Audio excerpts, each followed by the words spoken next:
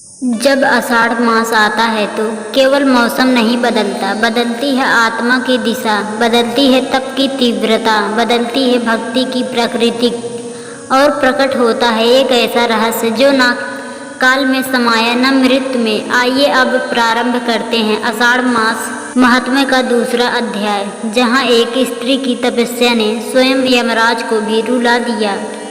बहुत समय पहले की बात है। भारतवर्ष के दक्षिण भाग में एक वृंदावती नगरी थी।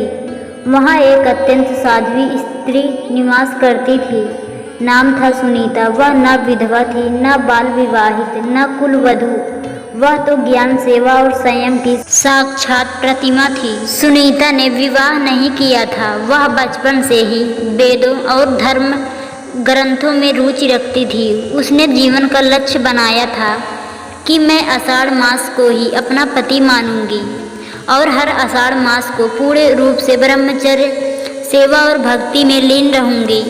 लोग उसका उपहास उड़ाते। स्त्रियां उसे कहती, ए सुनीता, यह तो केवल पानी का मास है, कभी कभी महामारी का महीना भी होता है, इसमें तप करने से क्या मिलेगा। परंतु सुनीता शांत रहती। हर आषाढ़ मास के पहले दिन से लेकर पूर्णिमा तक वह दिन में एक बार कंदमूल और रात्रि में केवल जल पीती। हर दिन शिव पंचाक्षरी मंत्र का जाप करती और नदी के किनारे बैठकर संतों की सेवा में समय बिताती। एक दिन आषाढ़ मास की गहन तपस्या के समय उसने देखा एक बूढ़ा व्यक्ति ठंड और वर्षा से कांपता हुआ किसी मंदिर के सीढ़ियां पर पड़ा है। सुनीता ने अपनी चादर से उसे ढका, अपने हाथों से गर्म जल लाकर पिलाया और कहने लगी, हे तात, मैं तुम्हारी पुत्री समान हूँ। यह आषाढ़ मास सेवा का मास है। यदि मेरी तपस्या में कुछ भक्ति हो तो आप स्वस्थ हो जाइए। वृद्धा मुस्कुराया और कहा, हे सुनीते, तू केवल स्त्री नहीं, तू स्वयं एक ऋषि है, क्योंकि जिसने सेवा को धर्म बनाया उसने सृष्टि की जड़ को पकड़ा। मैं कोई साधारण वृद्धा नहीं हूँ, मैं हूँ यम धर्मराज, तुझे परीक्षा देने आया था। सुनीता चकित रह गई, हाथ जोड़कर प्रणाम किया। यमराज बोले, तेरी तपस्या ने एक बड़ा कार्य किया है।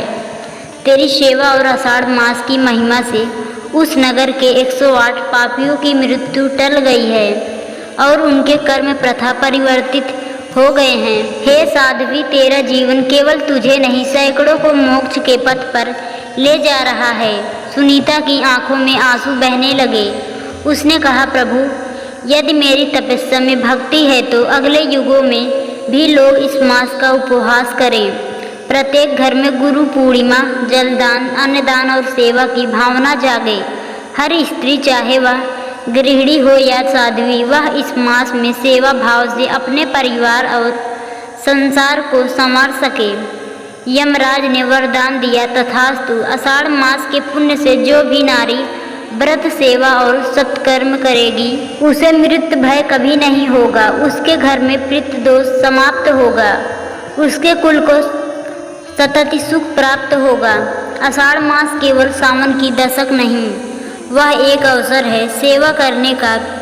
पिता पुत्र, गुरु शिष्य, जीवन मरण के बंधनों को समझने का। सुनीता जैसी स्त्रियां हमसे कुछ नहीं मांगती, वे केवल देती हैं अपने कर्म, अपने आंसू और अपनी आस्था। क्या हम इस मास में इतना नहीं कर सकते कि किसी वृद्धा को जल पिला दें, किसी ब्राह्मण को अन्न दे दें या किसी गुरु को नम्रता से नमन कर लें।